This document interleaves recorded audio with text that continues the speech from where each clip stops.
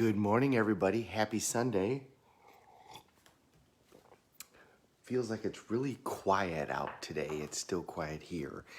T is still sleeping, so I'm going to be a little more quiet. So our Sunday talks tend to be a little bit bigger picture. And this is a topic that I've done before, but repetition is the mother of skill.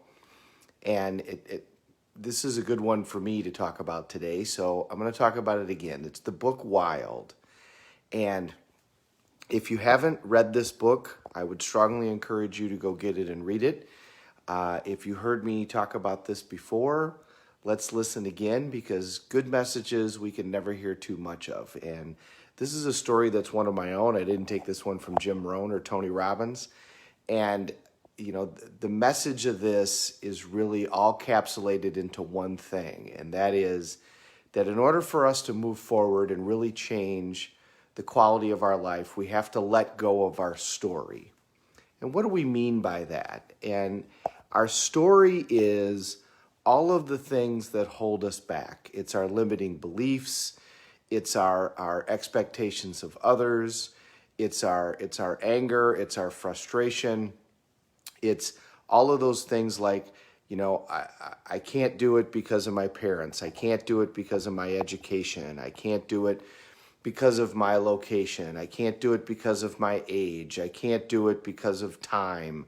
All of those things and all of the things that we get wrapped up talking about, where we talk about this person or we talk about that person or we talk about this event, and that becomes everything that we communicate. I can't do it because of my health. I can't do it because of this.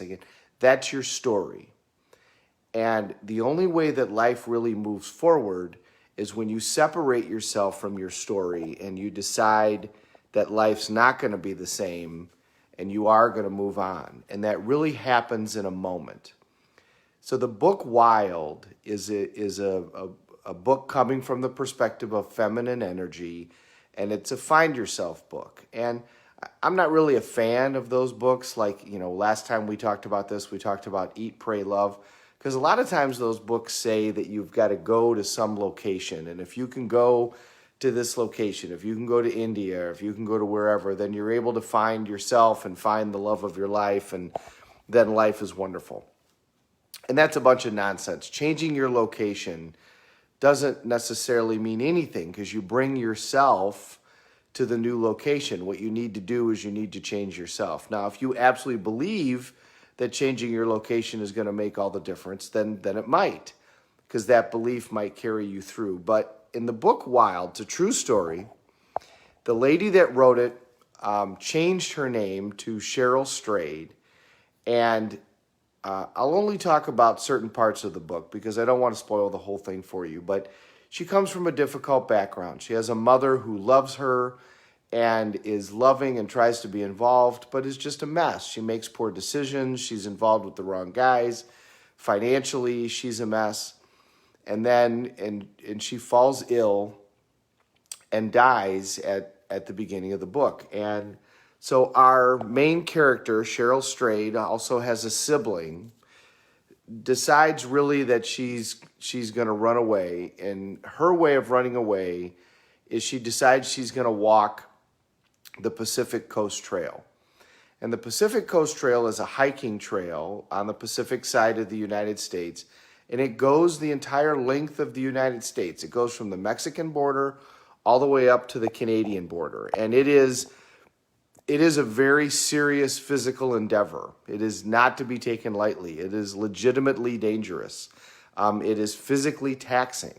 Obviously, it's a large number of miles that you got to figure out how you're going to navigate over a period of time, but you've got to do it within a window of opportunity. There's weather issues. There's animal issues. It's a real deal. And our main character in this book is not prepared for this journey. Her life history has not been great. Since her mother's passing, she's been involved with a large number of men. She has had drug addiction issues, specifically heroin, which if you're going to pick one to have to deal with, that's probably that's certainly one of the worst. And she takes off for this trail. And as she takes off, we have flashbacks where she's talking about all of the things that have gone on in her life And she talks about what's happened with her mother, and she tells us the story of her mother. She tells us the story of a series of men that she's had in her life. And then we hear about her adventures on the trail. And like I said, it's a true story. So I won't go through the whole thing, but what really gripped me, and they made a movie out of this book.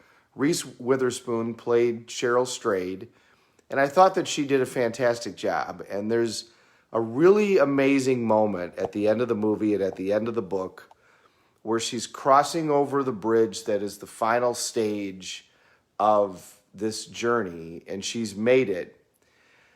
And as she's crossing over that bridge, she decides to let go of her story. And how she does that is, instead of making all of these events negative in her life, she asks a different question. And that's a lot of what we've talked about with state management. And we're going to spend Monday, Tuesday, and Wednesday of this week talking about state management again. So this is a great example of how she did that. So as she's crossing over that bridge, she asks herself, what if my mother's death really benefited me? What if I learned something from all of those men? What if heroin taught me a lesson? What if I decided to let all of that go? What if I decided that this was the next chapter of my life? And then at the end, as she crosses over the bridge, she gives us a foreshadowing of what her future is, and her future is significantly different. And she decides that she's going to make her life an example as opposed to a warning, because those are really our options. Our life can be an example or a warning.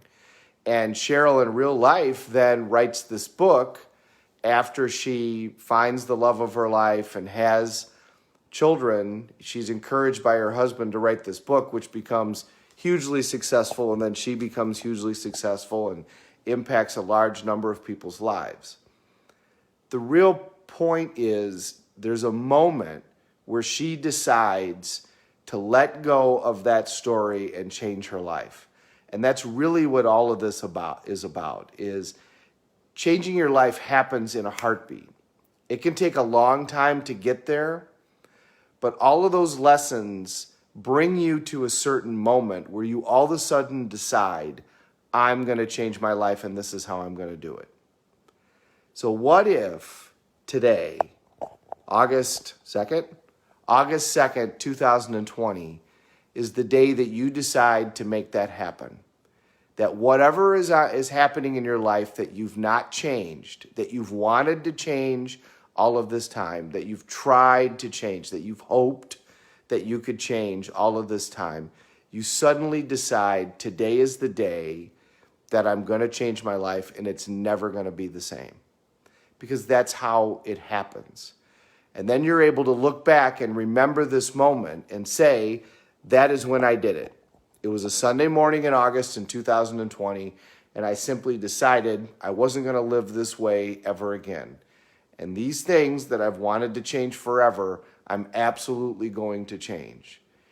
That's what Cheryl did in that book, and completely transformed her life. And she transformed her life. She did a physical journey, which I think is a great idea.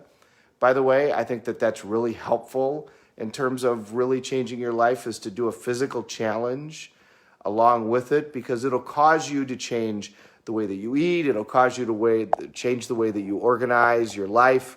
So I do think that that was a great thing for her to do. But she also went into isolation. While she was on this journey, she was all by herself. Now, hers was very extreme, but she also made extreme changes.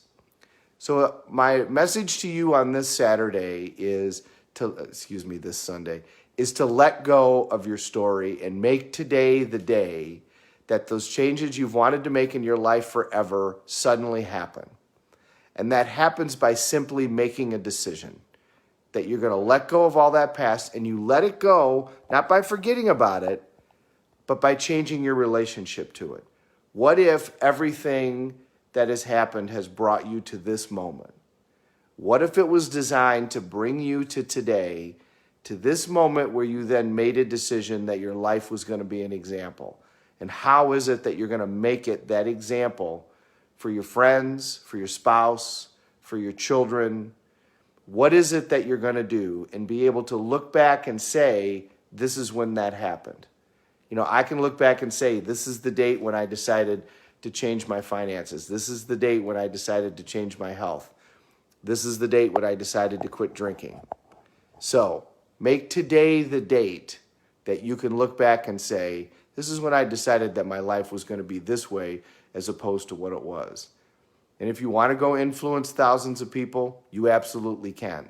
And Cheryl is proof of that because she had no formal education, no formal experience, but she put herself on a journey where she decided her life was going to be different.